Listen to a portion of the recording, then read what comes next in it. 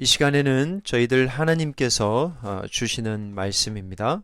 창세기 22장 7절에서 18절까지 말씀입니다. 저 한 절 여러분이 한 절 교독하겠습니다. 이삭이 그 아버지 아브라함에게 말하여 이르되 내 아버지여 하니 그가 이르되 내 아들아 내가 여기 있노라. 이삭이 이르되 불과 나무는 있거니와 번제할 어린 양은 어디 있나이까. 아브라함이 이르되 내 아들아 번제할 어린 양은 하나님이 자기를 위하여 친히 준비하시리라 하고 두 사람이 함께 나아가서 하나님이 그에게 알려주신 곳에 이른지라. 이에 아브라함이 그곳에 제단을 쌓고 나무를 벌려 놓고 그의 아들 이삭을 결박하여 제단 나무 위에 놓고 손을 내밀어 칼을 잡고 그 아들을 잡으려 하니 여호와의 사자가 하늘에서부터 그를 불러 이르시되 아브라함아 아브라함아 하시는지라. 아브라함이 이르되 내가 여기 있나이다 하매 사자가 이르시되 그 아이에게 내 손을 대지 말라. 그에게 아무 일도 하지 말라. 내가 내 아들 내 독자까지도 내게 아끼지 아니하였으니 내가 이제야 내가 하나님을 경외하는 줄을 아노라. 아브라함이 눈을 들어 살펴본즉 한 순양이 뒤에 있는데 뿔이 숯불에 걸려 있는지라. 아브라함이 가서 그 순양을 가져다가 아들을 대신하여 번제로 드렸더라. 아브라함이 그 땅 이름을 여호와 이레라 하였으므로 오늘날까지 사람들이 이르기를 여호와의 산에서 준비되리라 하더라. 여호와의 사자가 하늘에서부터 두 번째 아브라함을 불러 이르시되 여호와께서 이르시기를 내가 나를 가리켜 맹세하노니 내가 이같이 행하여 내 아들 내 독자도 아끼지 아니하였은즉 내가 내게 큰 복을 주고 내 씨가 크게 번성하여 하늘의 별과 같고 바닷가의 모래와 같게 하리니 내 씨가 그 대적의 성문을 차지하리라. 같이 읽겠습니다.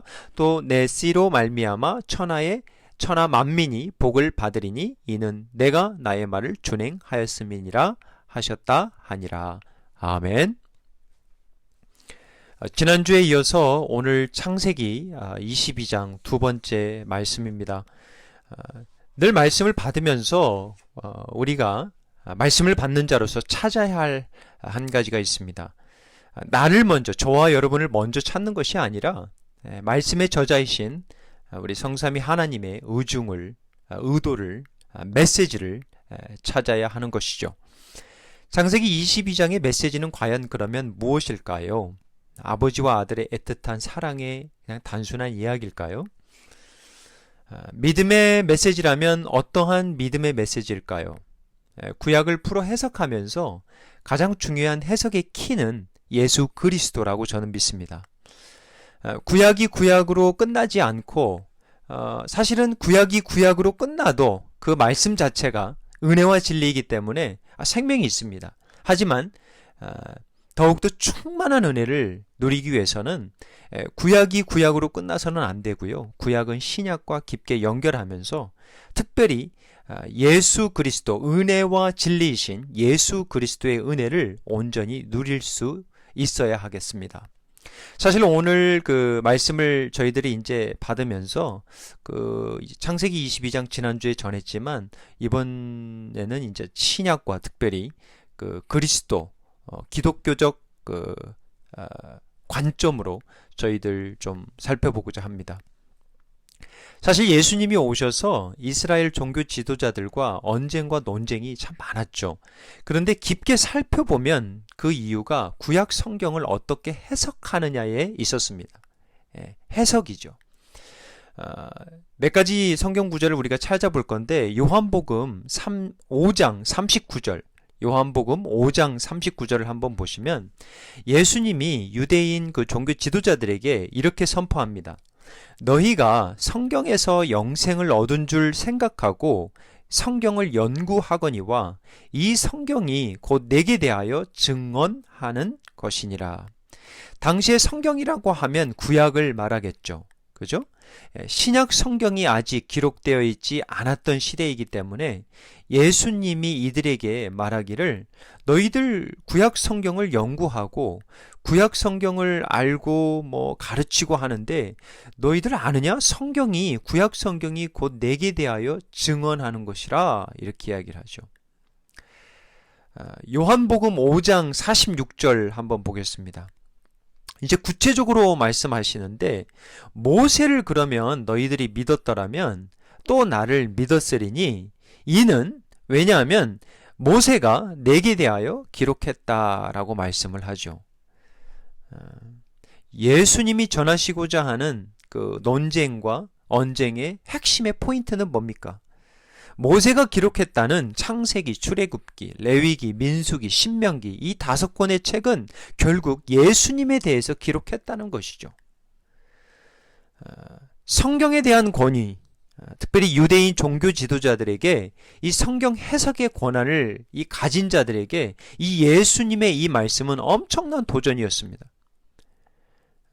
자신이 누군데 나사렛 예수 주제에, 목수의 아들인 주제에 어떻게 감히 모세가 자기에 대해서 기록했다?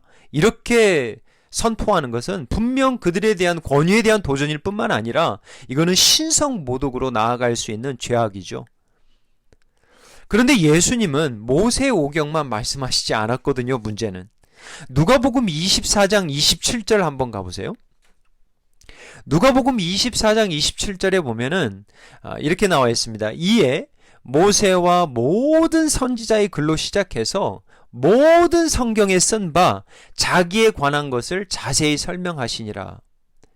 예수님이 십자가에서 죽으시고 부활하셔서 제자들에게 이제 보여주시고 나타나시는데, 이제 엠마오로 가는 두 제자에게 예수님이 직접 부활체를 가지고 그들에게 나타났습니다. 그런데 이 엠마오로 가는 두 제자들은 그들 코앞에 서 있는 예수님을 보고도 알아채지 못하는 거죠.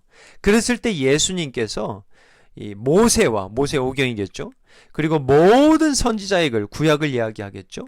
모든 성경에, 구약 성경에 쓴 바 자기에 관한 것을 자세히 설명하니라. 그러니까 모든 성경, 모든 구약이 예수님에 대해서 기록한 것들이 많다라는 거죠. 사랑하는 성도님 여러분, 우리가 성경을 읽을 때 왜 구약을 해석할 때 신약이 필요한지 이제 알겠죠. 왜 예수님의 관점으로 해석해야 하는지 아시겠죠. 뒤집어서 이야기하면 신약 없이, 예수 없이 구약을 구약으로만 해석하면 하나님이 전하시고자 하는 메시지가 끊깁니다.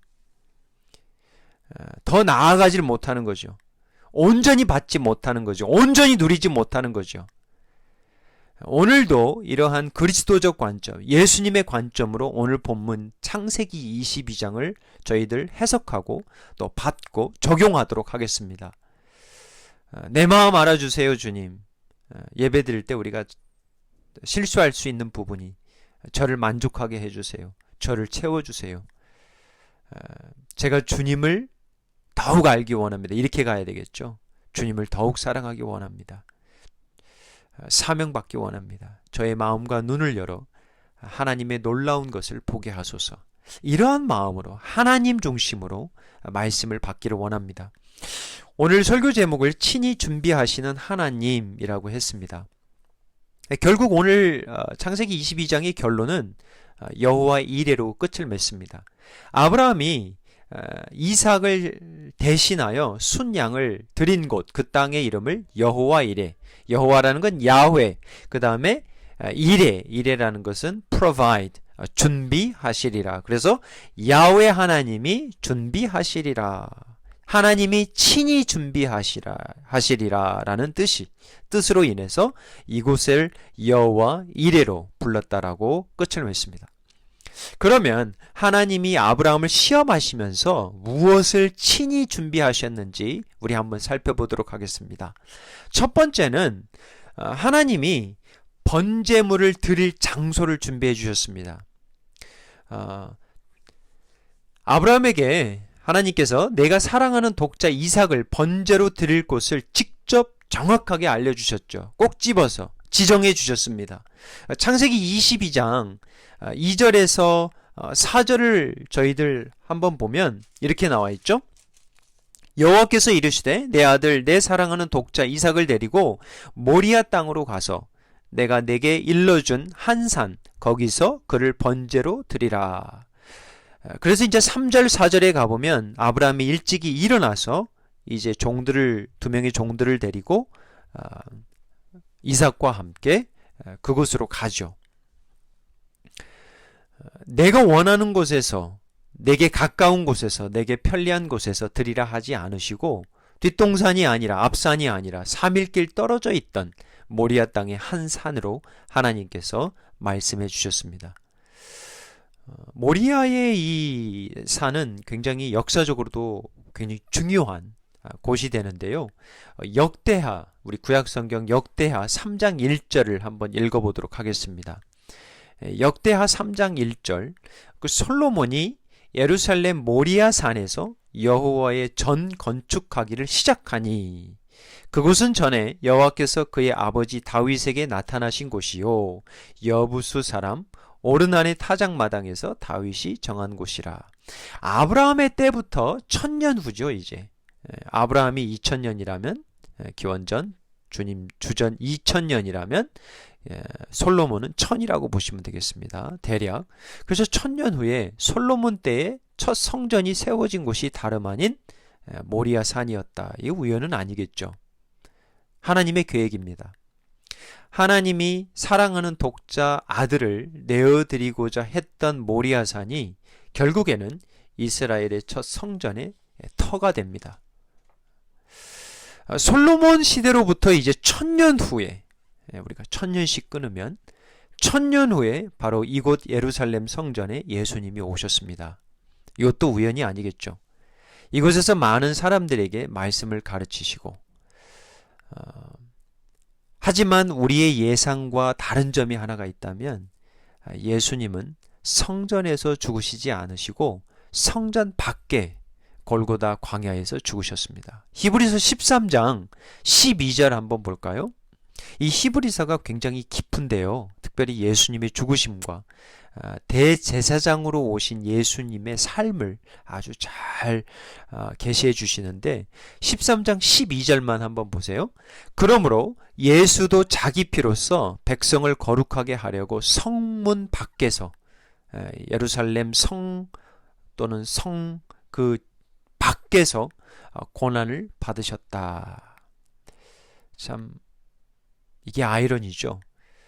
만왕의 왕이시고 그리고 대제사장이시고 선지자이신 예수님이 성전에서 죽지 아니하시고 성 밖으로 나가셔서 죽으셨다.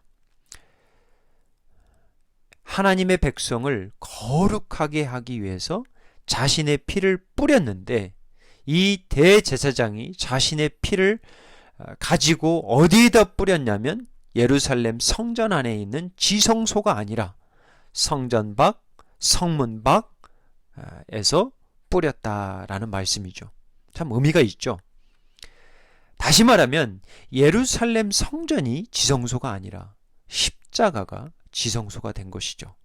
굳이 장소를 이야기한다면 예루살렘 성전이 너를 거룩하게 하는 것이 아니라 율법이 너를 거룩하게 하는 것이 아니라 짐승이 너를 거룩하게 하는 것이 아니라 골고다 광야에 세워진 십자가 위에 달리신 예수님의 보혈이 저와 여러분의 죄를 씻었다라는 아주 중요한 말씀이 이곳에서 이루어지죠. 이제는 성전 없이도 하나님께 죄사함 받을 수 있음을 알게 하신 대목입니다. 예배는 장소와 지리가 중요한 것이 아니라 어떻게 드리는지 이게 중요하죠. 영과 진리인가. 예배의 본질은 아직도 살아있는 거죠.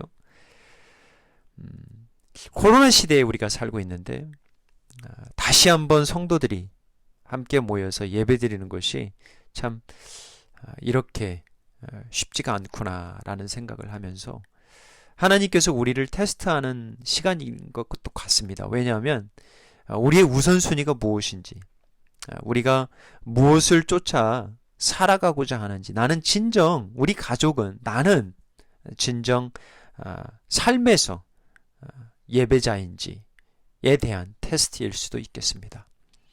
하나님은 친히 준비하시되 번제물을 드릴 곳 모리아산을 준비해 주셨고 또한 이삭을 번제로 드릴 믿음까지 준비해 주셨습니다.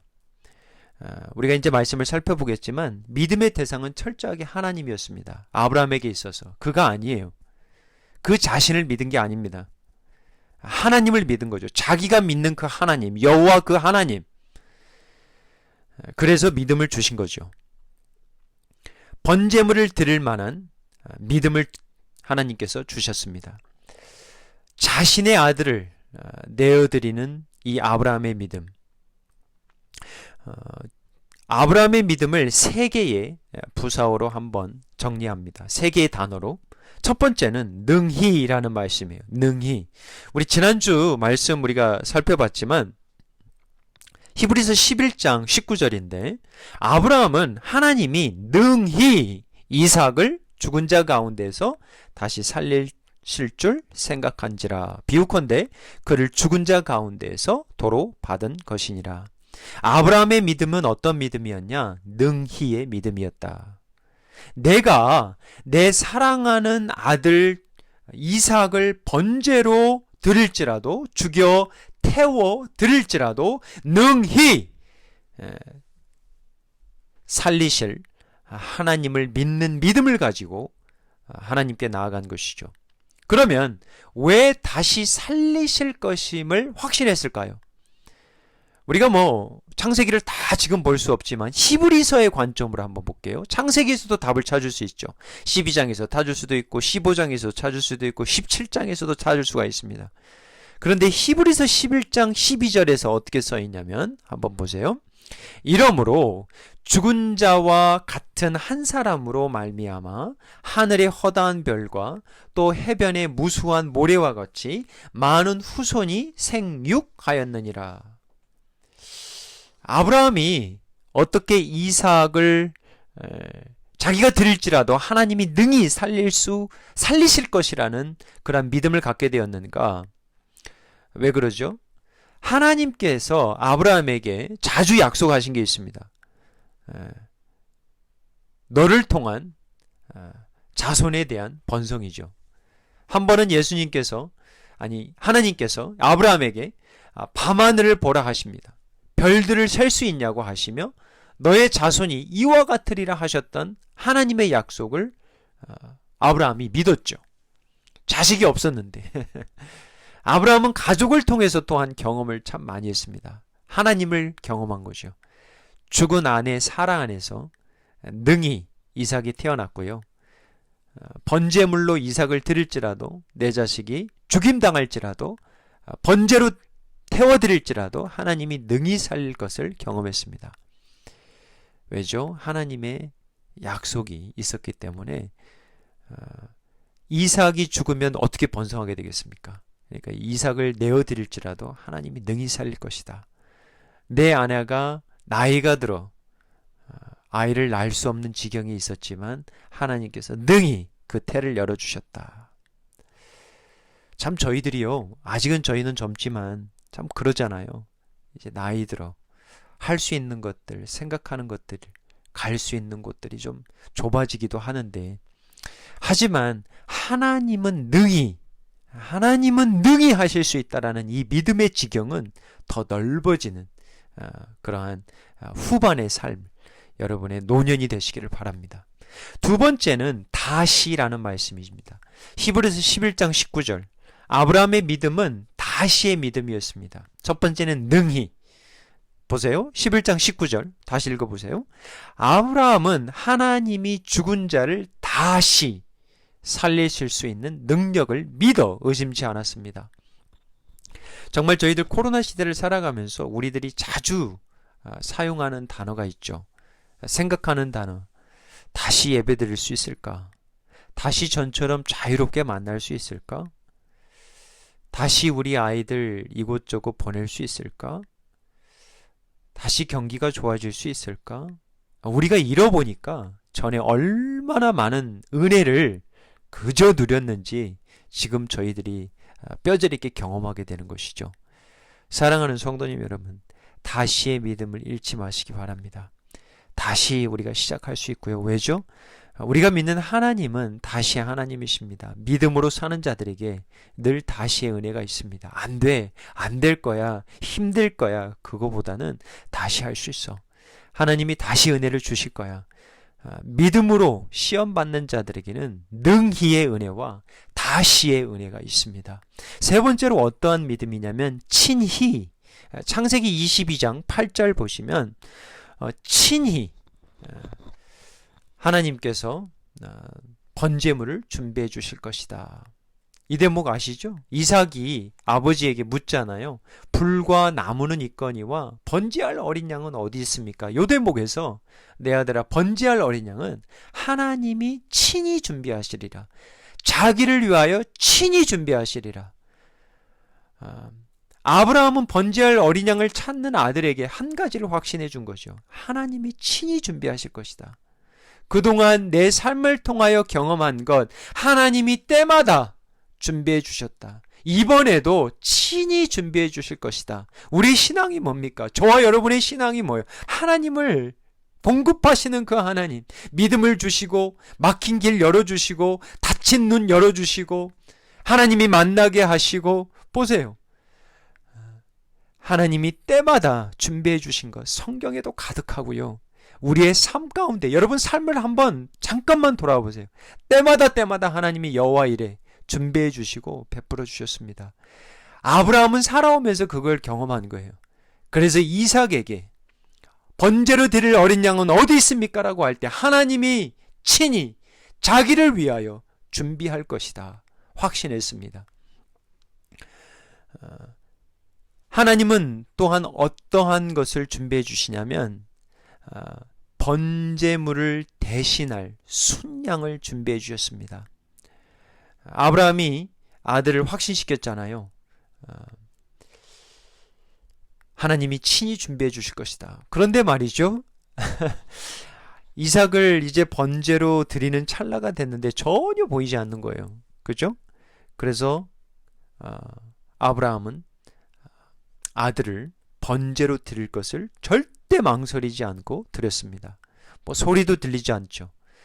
그 순간에 손을 내밀어 칼을 잡고 아들을 잡으려 함에 절대 주저함이 없었던 그때였죠. 창세기 22장 12절 13절 보십시오. 하나님이 아브라함을 멈추십니다. 아브라함이 눈을 들어 살펴본 즉 한 순양이 뒤에 있는데 뿔이 수풀에 걸려 있었습니다. 13절이죠. 아브라함이 가서 그 순양을 가져다가 아들을 대신하여 번제로 드렸습니다. 할렐루야. 여기서 이제 우리가 한 가지 생각해 볼 것은 아브라함의 믿음대로 하나님이 친히 번제물을 준비해 주셨다는 것이죠. 순양이 때마침 나무에 걸려 있었습니다. 순양의 뿔이 걸려 뿔이 나무에 걸려 꼼짝도 못하고 있었던 것이 과연 우연일까요? 이건 하나님의 섭리, 하나님의 간섭, 준비하심이겠죠. 여기서 이제 13절에서 중요한 단어는 대신하다라는 단어입니다. 과연 여러분 대신이라는 것이 가능할까요? 순양이 이삭을 대신할 수 있는가라는 질문입니다. 가능할까요? 여러분 이것이 하나님의 방법입니다. 하나님의 뜻이에요. 너의 생명까지 드린다는 헌신의 번제, 이 번제 의미잖아요. 너의 죄악을 흠이 없는 짐승에게 손을 얹고 안수하고 전가하여 온전히 태워드리는 이 번제. 죄가 있을 때는 이렇게 번제를 드렸죠. 레위기의 말씀에 이러한 정가에 대신하는 이러한 제사가 가능할까? 이스라엘이 있기 전에, 그죠? 모세의 율법을 이스라엘이 받기 전에 벌써 이러한 대신의 번제가 있었습니다. 그래서 이제 이스라엘의 역사를 통해서 대신의 번제들이 있었죠. 그리고 속죄제, 화목제, 이거 다 대신이잖아요. 대신 짐승들이 죽어가는 거죠.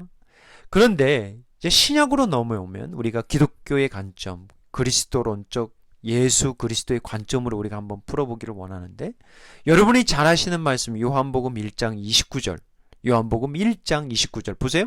세례 요한이 예수님을 뭐라고 부르고 있습니까? 어린 양으로 부르고 있죠.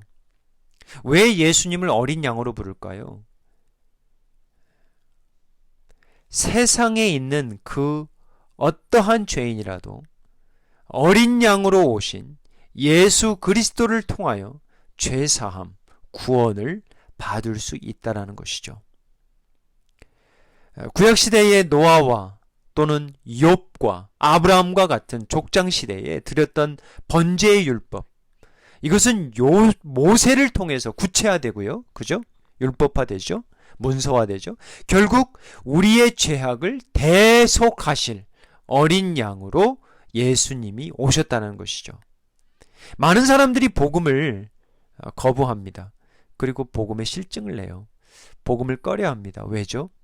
어떻게 어떤 사람이 나의 죄값을 대신할 수 있냐라는 거예요. 거기에 대한 의심입니다. 거기에 대한 타당성이 논리가 맞지 않다는 거죠. 비정상이라는 거죠. 그런데 여러분, 세상에서 대신이라는 게 있습니까? 있잖아요. 여러분 대신 누군가 지불해 주잖아요. 그죠? 여러분 대신해서 누군가 일도 해주고요. 섬겨도 주고요. 여러분 대신해서 누군가 갚아주기도 하고요. 대신해서 누군가 서명까지도 해주고요. 그렇죠? 여러분에게 문제가 있을 때 서명한 사람이 내가 다 지불하겠다라고 사인을 하잖아요. 얼마든지 세상에서도 대신이 있죠. 그러면 우리의 죄값은 어떻게 되는가? 죄값을 지불하는 방법은 두 가지입니다. 아주 쉬워요. 첫 번째는 여러분이 지불하는 방법이에요. 또 하나는 누군가 대신 지불하는 방법입니다. 여러분의 죄값을. 그런데 문제가는 뭐냐면 여러분이 여러분의 죄값을 지불하려면 여러분의 생명을 드려야 돼요. 죽음밖에 없습니다. 근데 문제는 당신이 죄값을 지불해야 되니까.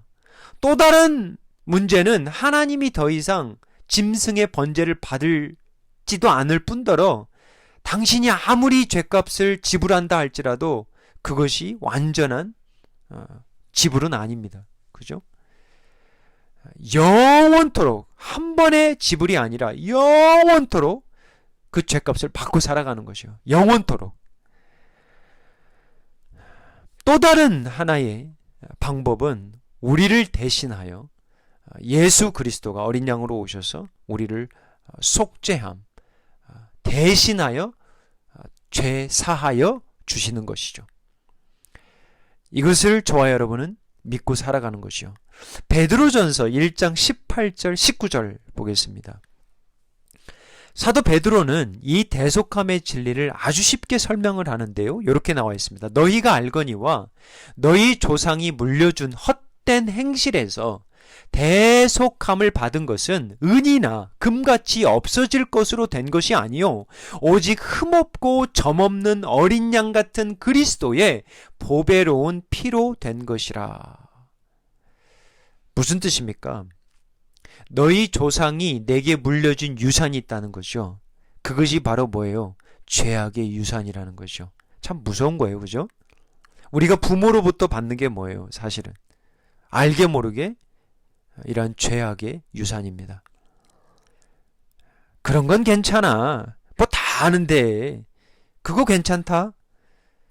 그렇게 해야 살아남는다? 뭐 이런 얘기들 많이 하잖아요. 그죠?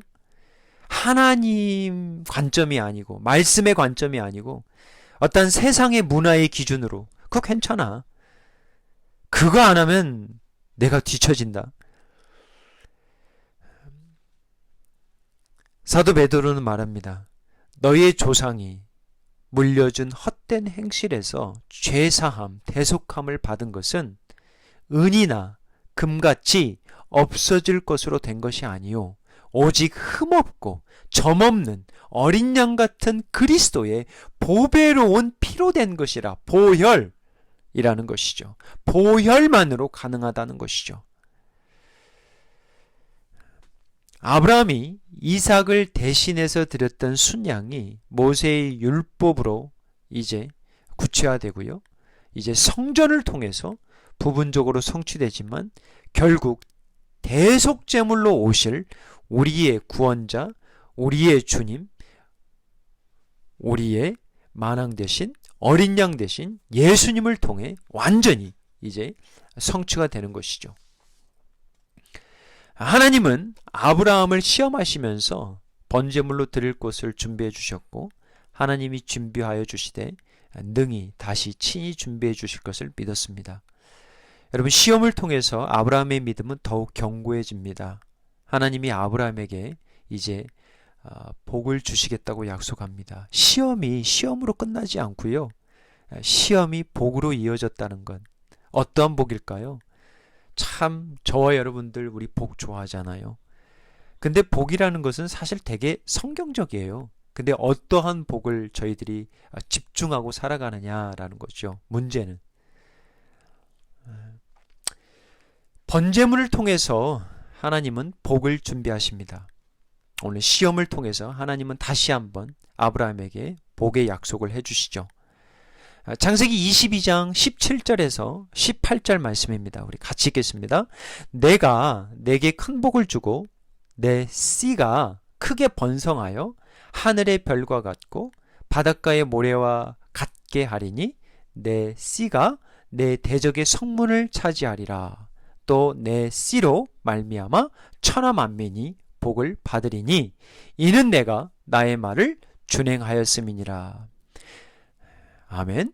내게 큰 복을 주고 내 씨가 크게 번성하고 내 씨로 말미암아 천하 만민이 복을 받으리라. 여기서 이제 중요한 질문들이 있죠.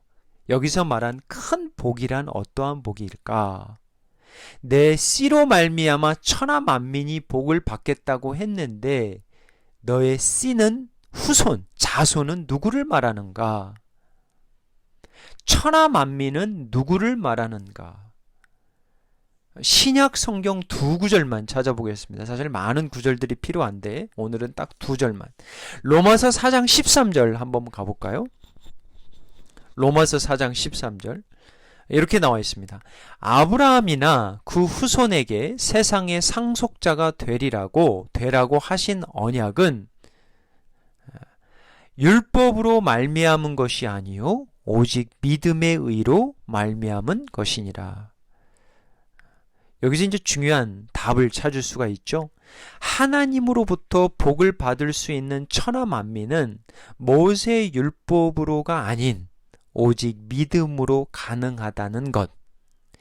이방인이나 유대인이나 모두 하나님 앞에 구원받고 죄사함을 받을 수 있는 것은 모세 율법이 아닌, 제사법이 아닌, 짐승의 피가 아닌 오직 믿음으로 가능한다는 것이죠. 하나님의 백성이 될 수 있는 것, 의롭다 여겨짐을 받는 것, 그것은 오직 믿음의 원리라는 것입니다. 갈라디아서 3장 16절은 이제 좀 더 구체적으로 이야기를 하는데요. 그 후손이 누구냐? 그 씨가 누구냐? 갈라디아서 3장 16절을 보면 이렇게 나와 있습니다. 이 약속들은 아브라함과 그 자손에게 말씀하신 것인데 여럿을 가리켜 그 자손들이라 하지 아니하시고 오직 한 사람을 가리켜 내 자손이라 하였으니 곧 그리스도라. 참 중요한 말씀입니다. 하나님이 아브라함에게 약속하셨잖아요. 내 씨로 말미암아 천하 만민이 복을 받겠다. 내 씨는 결국 누구예요? 예수 그리스도라라는 것이죠. 여러분, 신약 성경이 어떻게 시작하죠? 제가 자주 인용하는 말씀인데 신약 성경의 시작, 창세기는 구약은 어떻게 시작합니까? 천지창조로 시작하잖아요. 마태복음 1장 1절 한번 보시기 바랍니다. 아브라함과 다윗의 자손 예수 그리스도의 계보라. 신약 가장 첫머리 말씀. 이건 하나님의 뜻입니다. 하나님의 계획이에요. 어떻게 신약을 시작할 것인가?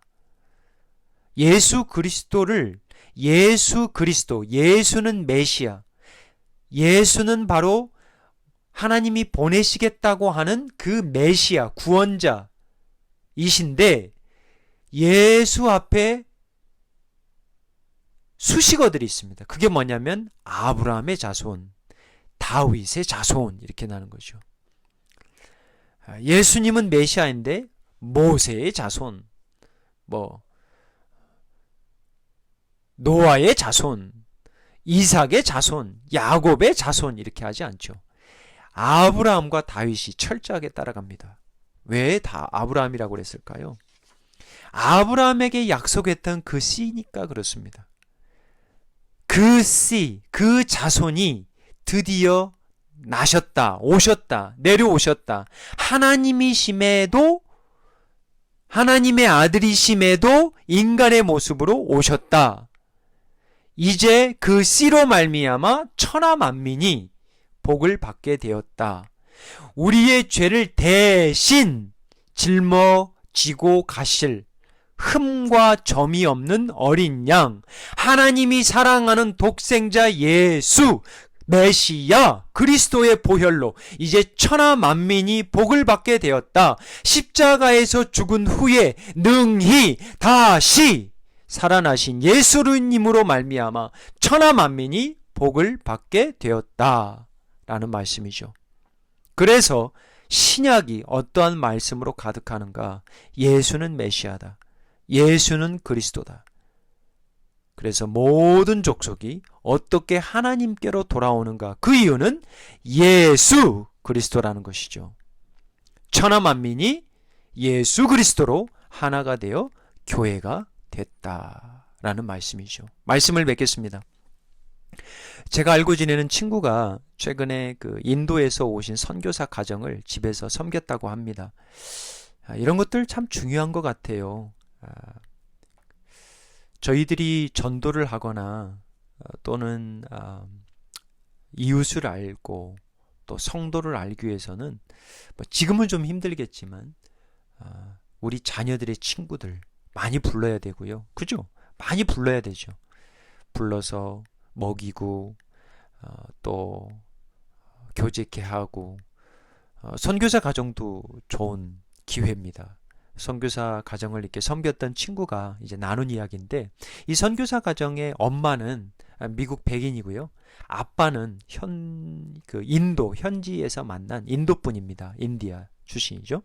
근데 이제 이분들이 인도에서 무슨 일을 하시냐면 슬럼가에서 특별히 그 불가촉 천민들을 섬기며 살아가고 있습니다. 여러분 인도 아시잖아요. 그 카스트 제도가 아직도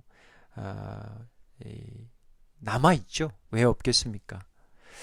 상상하기 힘든 그런 환경 가운데서 살아가는 이들에게 이 선교사님 부부들은 복된 소식을 입으로 삶으로 전하며 함께 살아가고 있다고 합니다.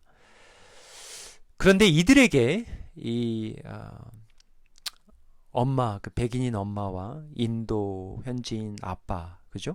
이들에게 영향을 준 분들이 있습니다. 그분들이 부모라는 것이죠. 백인 엄마의 아버지도 신실한 크리스찬이었고요. 인도인이었던 아버지의 그 아빠의 아버지도 신실한 그리스도인 인도분이었습니다. 근데 그 인도 아빠 그 선교사의 그 아버지, 그러니까 즉 자녀들의 할아버지가 이제 치매가 와가지고 힘든 삶을 지금 살아가고 있다고 합니다. 아들을 보고도 며느리를 보고도 누구냐고 항상 물어본다니까 얼마나 슬프겠어요. 답답하겠습니까? 그런데 이 아버지가 보는 사람들에게 던지는 질문 하나가 있다고 합니다. 인도에서 만나는 모든 사람들에게 이러한 질문을 한대요. 당신은 예수님을 믿습니까? Do you believe in Jesus? 당신은 예수님을 믿습니까? 사랑하는 성도님 여러분, 이 할아버지는 이제 모든 것을 기억할 수 없게 되었습니다. 자신의 이름도, 자녀의 얼굴도, 자녀의 이름도 이제 기억하지 못할 지경에 이른 거예요. 저와 여러분이 이렇게 갑니다. 그런데 그가 아직도 잊지 않고 식지 않고 사람들을 만나면 묻는 질문, 당신은 예수를 믿습니까? 사랑하는 성도님 여러분, 여러분은 하나님이 친히 준비하신 복을 받은 자들입니까? 복을 누리고 있습니까? 정말 예수 그리스도의 복음이 저와 여러분의 가장 복된 소식입니까? 그것을 나누고자 힘쓰며 살아가고 있습니까? 여러분, 사랑하는 성도님 여러분, 제가 늘 강조하는 것 중에 하나, 저와 여러분이 있는 곳이 선교지임을 잊지 마시기 바랍니다. 꼭 어디를 가야만이 선교가 아니에요. 꼭 어느 민족에게만 가야만이, 그것만이 선교가 아닙니다. 천하 만민이 선교의 대상입니다. 이러한 복을 누리고 복을 나누는 복의 사람들이 되시기를 주님의 이름으로 기도합니다. 기도하겠습니다. 아버지 하나님, 능히 친히 다시의 믿음을 저희들에게 허락하여 주옵소서. 말씀을 받는 우리들 한 귀로 듣고 다른 한 귀로 새지 않도록 받은 말씀 우리의 심령에 새겨 주시옵소서. 말씀대로 순종하며 살아가는 복을 허락하여 주시옵소서. 얼마나 많이 아는 것이 아니라, 중요한 게 아니라 어떻게 우리의 삶이 그리스도를 닮아가며 살아가는 것이 중요합니다. 아버지 하나님, 우리의 삶을, 우리의 말을, 우리의 생각을 바꿔주시고 우리의 삶이 선교의 삶이 될 수 있도록 주장하여 주시옵소서. 우리가 받은 복을 헤아리는 은혜를 허락하여 주옵소서. 우리가 받은 예수의 복을 나누며 살아가는 담대함과 지혜를 허락하여 주시옵소서. 특별히 우리의 각 가정이 선교지임을 잊지 않도록 도와주시옵소서. 한 생명, 한 자녀의 생명을 통하여 이루실 하나님의 뜻을 멀리 볼 수 있는 믿음의 영안을 허락하여 주시옵소서.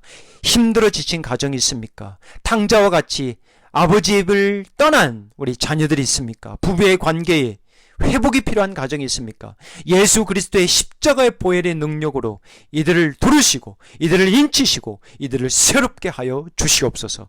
다시 한번 은혜로 믿음으로 일어날 수 있도록 사랑으로 이들을 붙들어 주시옵소서. 생명 구원이 넘치는 우리의 삶과 교회로 축복하여 주시옵소서. 생명을 늘 살리며 힘쓰는 주 은혜로 축복하여 주시옵소서. 예수님의 이름으로 기도하옵나이다. 아멘.